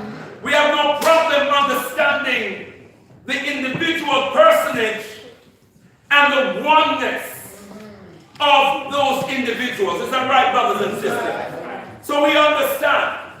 See, this is why we do this. Because we are reclaiming. This is why when you come to Shumira, you hear us chant, and every time we pour libation, we chant, return to the way. Right. Return to the way. African people, return to the way. Because we are calling our people back to our way, back to our tradition. Because we understand that freedom begins with the freeing of the mind and soul. And there ain't no African mind or any African soul that is free, that is disconnected from your African ancestors, your African source. Is that right, brothers and sisters? So we gather here every first Monday to start off the month. Yeah. We start off the month in spiritual oneness as a nation of people, as a community of people. We start the month in spiritual oneness. We come together to ground ourselves, brothers and sisters, to steep ourselves again in our African spiritual traditions as we rescue and reconstruct our African culture, our African spirituality, in the process of reaffirming the African personality. There is something called a European personality, unfortunately. Come on. It's ravaging the earth at the moment as we speak, because that's the nature of that personality. It knows nothing else. There is something called a Chinese personality. Over 90% of the Chinese population identify with the Han Dynasty as one people. Over 1 billion Chinese see themselves as as one people. That's powerful. Of one culture, one tradition. That's powerful. And we are one people. Over 2 million Africans throughout the world. If only we can reconnect with our souls. So we come together like this every month. First Mojadi, first Sunday of the month. Notice we name the days of the week from the Unguza Sabbath, an African concept, and not from European deities. Every day you get up and say Sunday, Monday, Tuesday, Wednesday, Thursday, Friday, Saturday, you are praying to a European deity. You are summoning and invoking a European deity and don't even realize it. And then come tell you about the one God concept. They worship a different God every day. The word day is short for deity. The word day is short for deity. And every day is the name of a European deity. So every day you get up, you summon a European deity. And Christians worship on Sunday because Sunday is the day of salt. In the Roman language, salt is the root of the word sun. Are you all with me? Yeah. It's what we call Ra. And we place Ra at the center of our spiritual consciousness and our connection with the Creator, because we realize that the energies that instill life into us and invigorate life comes from the sun. And they call us all kinds of names. They call us sun worshippers. But yet still they worship on Sunday. That's their most sacred day. That ain't no accident. It ain't no accident that the Holy Book is called Holy Bible, which holy comes from Helios. Helios comes from Heru, which is also spelled Helu, which is also the root of the word halo, which Jesus is depicted with. It's the rim of the sun. Are you all with me, brothers and sisters? Easter alludes to the sun rising in the east. The 25th of December being the birth date of Jesus Christ is also, brothers and sisters, the sun at its lowest point at the winter solstice and rising from its lowest point, symbolically being born. And even the name Christ is a term for the sun deities of ancient Kemet. Karast. Ka, the soul. Ra is the sun, or the energy of the sun, or the creator, the Son of God, the Spirit of God, born of Aset Karast. The st is the Aset. Are you all with me, brothers and sisters? Born of the mother. The Karast in ancient Kemet was the anointed one. That's where the concept of Christ comes from. It all comes from us. Is everybody with me? Yeah. All right, I'm not going to be much longer. You're probably worried now, brothers and sisters. So we come now to ground ourselves in our African tradition, to synchronize ourselves. That's why we do this. When we come together like this every first day of the month, we're synchronizing. We need synchronicity among us in order to enjoy the synergy that all people gain when they are united in their focus, when they are united, brothers and sisters, in their consciousness and in their deeds. So we synchronize. When we come together, we synchronize and we cultivate ourselves according to our culture and our tradition. And then we channel. Through this focus, we direct ourselves in the work that we need to do to empower ourselves. We need a mechanism for synchronizing us spiritually and culturally. It's not going to happen by chance. It has to be scientific. If not this, then it must be something else. If we're not doing this, brothers and sisters, we are never, ever going to be united on the level that we need to be united to gain that power that we need. Today is very special because today we honor this wonderful African human being that we were blessed with for 83, almost 84 years. And we give thanks and praises. Thank you so much, brothers and sisters, for coming out this afternoon to honor this wonderful African human being, to help us as the Alkebu-Lan revivalist movement, because we feel like many of you who have expressed it today feel indebted to this wonderful African human being for what he has given us and what he has done for us over many, many decades. What an African man. What a precious African spirit that blessed us. What a man of wisdom we had among us, of deep commitment and devotion to his people. How much he gave of himself to us as individuals. He was a confidant for me, and I'm sure for many of us. How many young people in the community can testify? How many young people in the community can testify about the impact of this man on their lives, a positive impact, directly or indirectly? The words of guidance, the words of inspiration that he passed on to young people. That's why we are talking about children present this afternoon. We couldn't have a gathering like this and not hear from the children. But Hewie Andrew built a whole institution focused on educating and culturalizing and politicizing African young people. And yes, his calling was to work in the belly of the beast. That's right.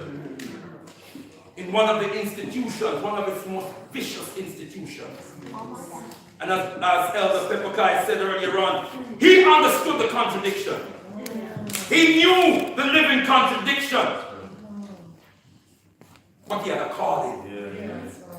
And he had to answer that call. Now, I don't want to repeat what has already been said, beloved brothers and sisters.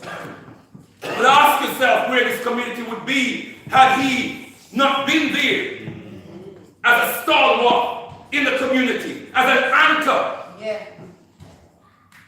opening up the resources of the church to the community.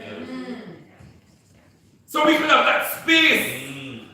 It felt sometimes like it was all one building, because we could be there as late as we wanted to be.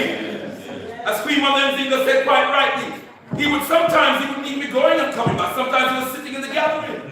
Sometimes he had work to do in his office and he would sit there patiently, waiting for us to finish, to lock up the building.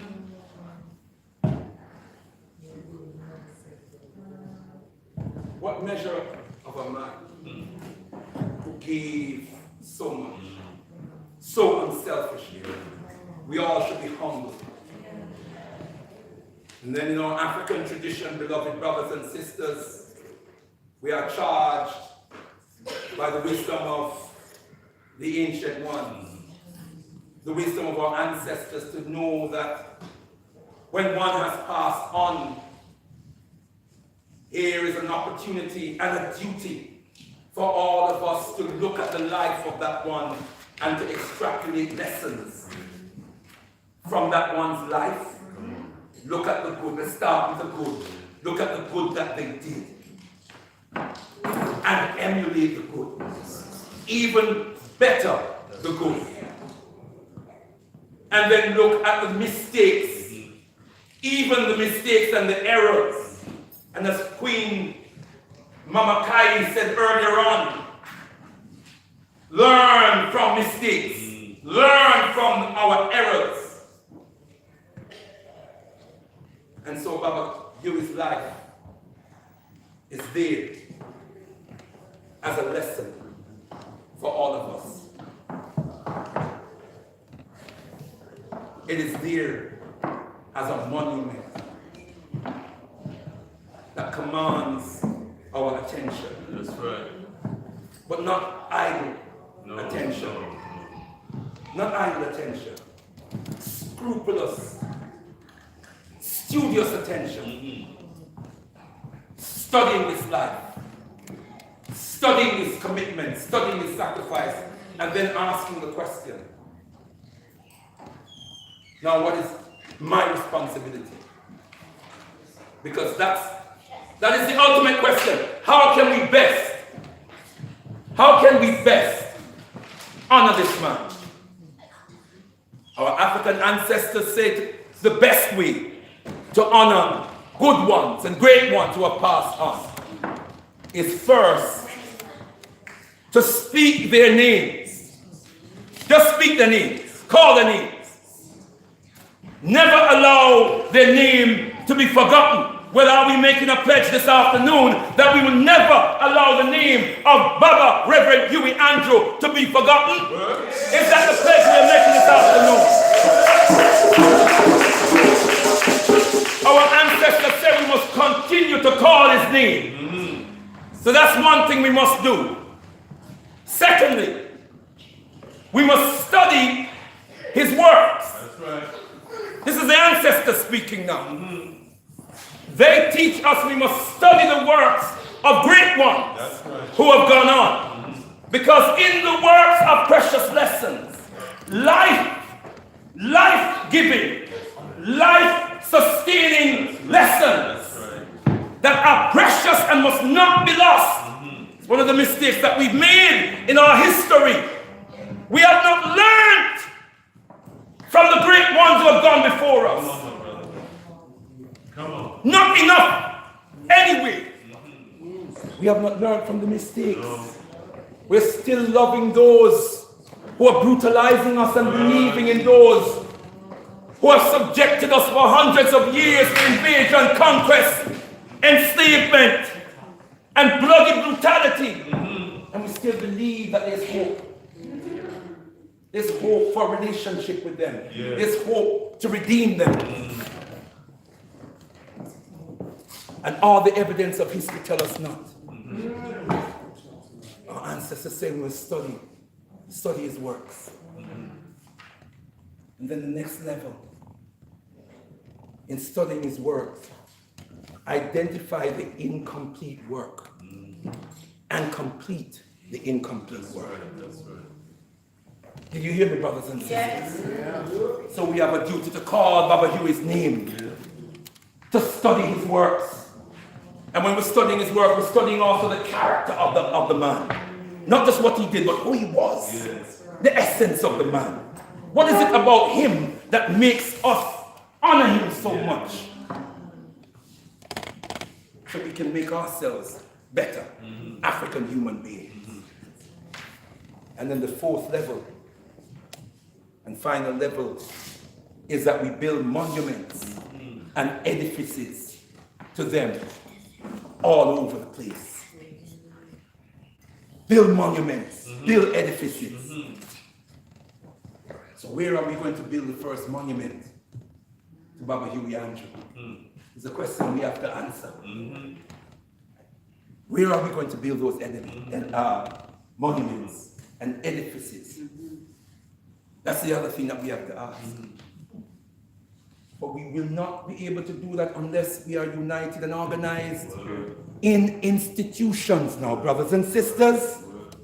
It can't just be in ideas. It can't just be in theory. It has to be in practice. It has to be in the building of institutions. Sister Njeri spoke wisely this afternoon when she highlighted the need for us to be building structures and systems. Did you hear when she said that, brothers and sisters? And in the couple of minutes I have left with you, let me emphasize that. as the crux of the message I want to leave with you. Baba Hewie understood that well. Baba Hewie understood that well when we started to pursue the vision and the mission of the Interim National African People's Parliament. Baba Hewie was excited. He was determined that we understood the life, that this is a life and death opportunity.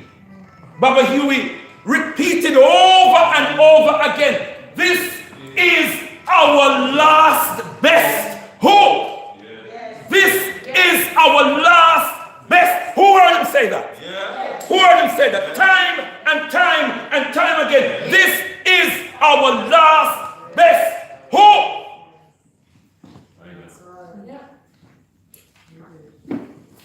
And I want to say to you, beloved, the reason why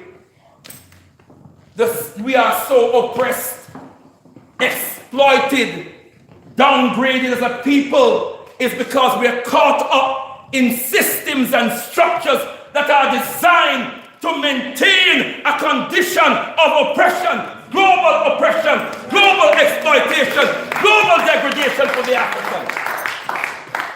And if we don't understand that system, then we're doomed. It is systems. Mama Lindy was talking about the system as it exists in South Africa. And that system was linked with the system here in Britain and the system here in America. It's a global system. And I'll tell you why. I'll tell you why we ain't going to be free for a very long time. Because we don't have the system in place to free ourselves. It's not rocket science. 1 and 1 makes 2. We don't have the structures in place. Neither nationally nor internationally. That's not to say good work isn't being done all over the world. Yes, good work is being done. But it's not linked up. A system is a network of component parts that are working towards one common objective. That's a system. And we don't have that system in place. We have to go in overdrive now to get that system in place. And we've got to discipline ourselves. Elder Pepperkai sang Sammy dead. And no thief Sammy make them kill him. And no lie Sammy tell make them kill him. But a grudgeful, yes, a grudgeful make them kill him. Grudgeful. Elder Pepperkai said, grudgefulness is made out of bad mind or something like that himself. Where there's grudgefulness is bad mind. And it's bad mind why we can't build the way we need to build. It's bad mind why every time we start building something, it's torn down. A bad mind. You've got to challenge that, brothers and sisters. You hear me? Very quickly.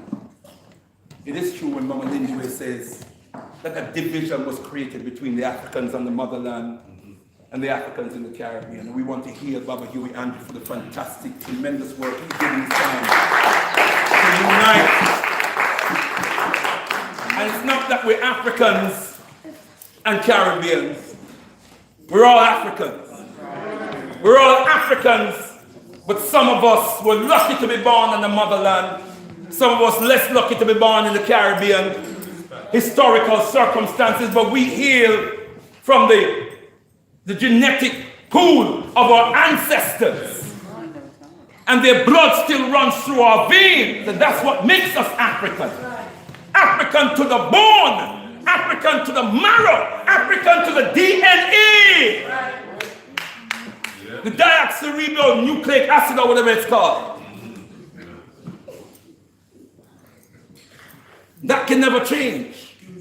But it is true that division was orchestrated. But let us be clear that insofar as Africans were reduced to the state of weakness and wretchedness, to the minority among us did sell out. The majority did fight against the invasion and the conquest and the enslavement of those who were taken from the African continent. There can be no division. Because who was attacked? Africans on the continent. Who were taken? Their children. their brothers, their sisters, their cousins, their aunties, their uncles.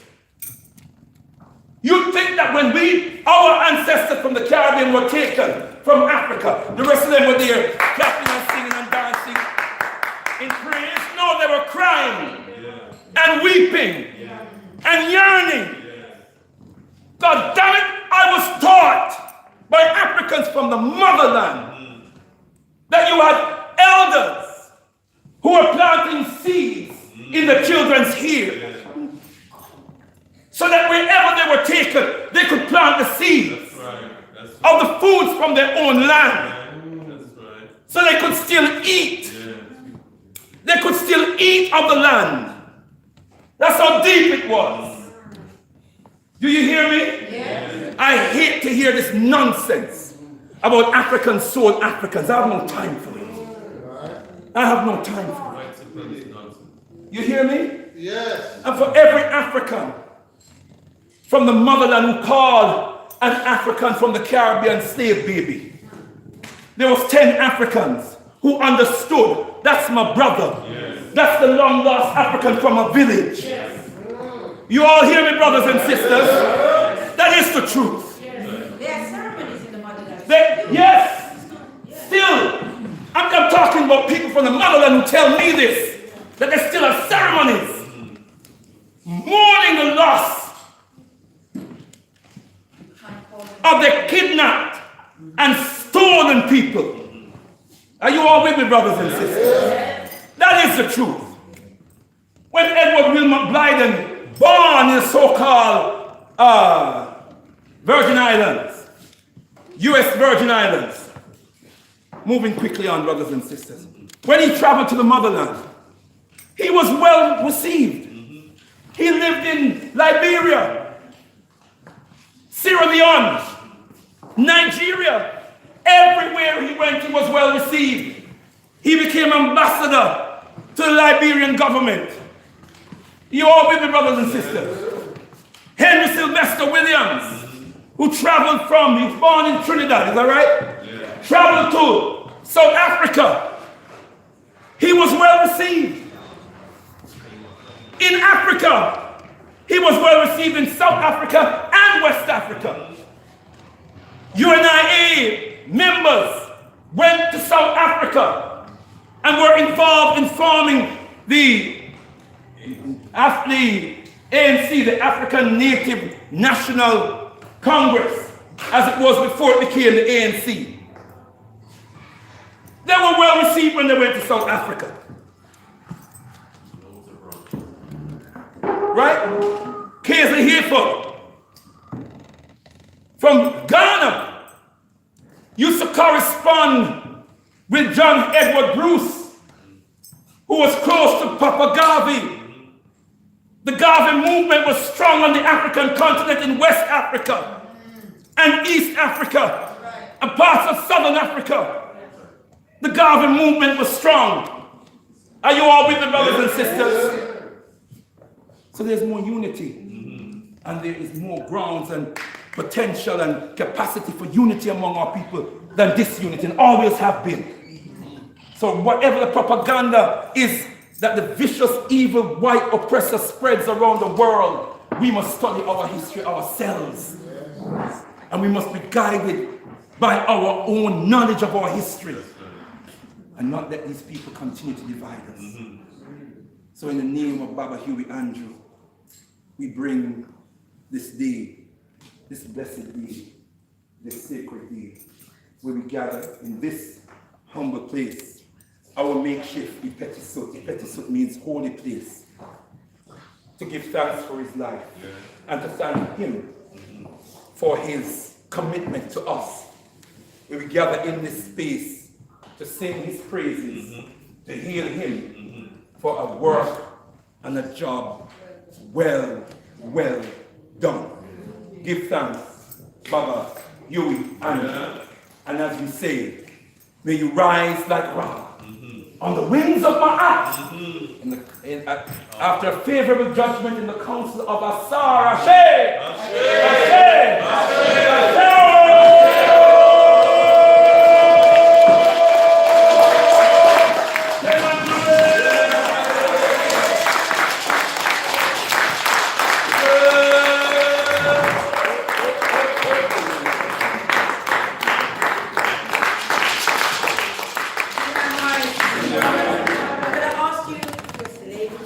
rise.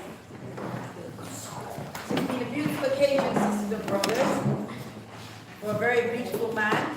Yeah. I'm looking forward to the other ceremonies or tributes that will be showered upon him. Especially, I'm looking forward to the Queen Mother School, the ex-students, really putting on something special, you know, so we can see the fruits of his labor. Just to say that the Alkebu-Lan Academy of Excellence, if you have children, age 3 to 16, our building at the moment is being refurbished.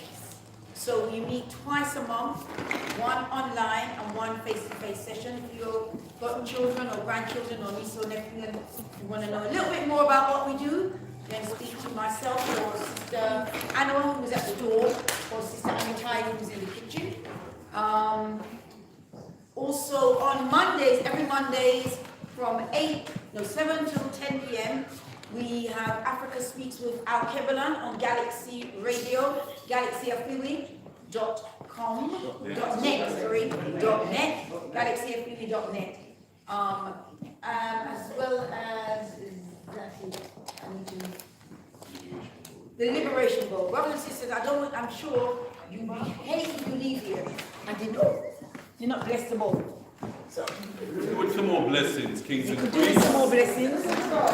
Some money? No, that's No, that's a receipt. receipt. All right. That's what we do. After we spend the money, that's what we do. So some blessing, brothers and sisters. So before you leave here, just venture near the shrine, drop some John's eye in. Tendai Mwari. Tendai Mwari. Yeah.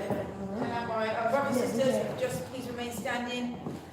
And before I close, let the faithful's grace to shrine. Tendai Mwari. Tendai Mwari. We place our left hand on our hearts and raise our right hand. Let us remind ourselves to take from here all that we've learned, all that we've gained in knowledge, information, and inspiration out into the streets, into our personal lives, amongst our families and friends, our place of work, our place of study, wherever we are. Let us remind ourselves to be a shining light unto Africans everywhere. Yes. Let Africans everywhere know that Mwari, Olodumare, Nkulunkulu, Nodume, Sedume, Ama, Eshe, Nobokuane, the African God, Reign supreme. Africans everywhere know that it is a joy To be an African Let Africans everywhere know that liberation is indeed at hand. Tendai Mwari. Tendai Mwari. Tendai Mwari. Tendai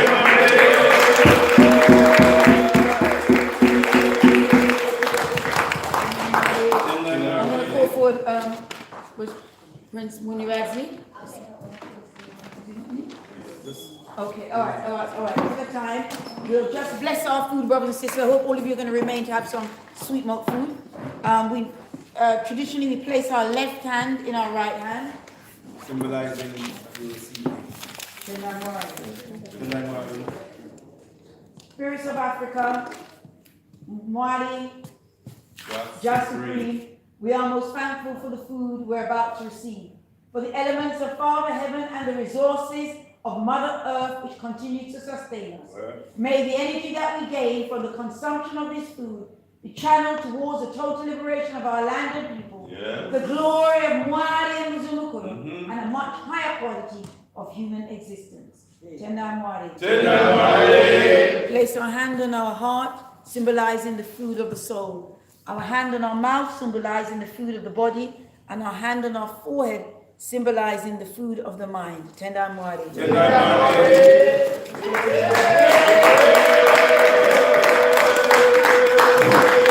Now I know that the system for eating, I think the children, if there are any children in here that have not been called, they need, right, can the rest of the children that have not been called in already, can you go in? The table is set over there for you.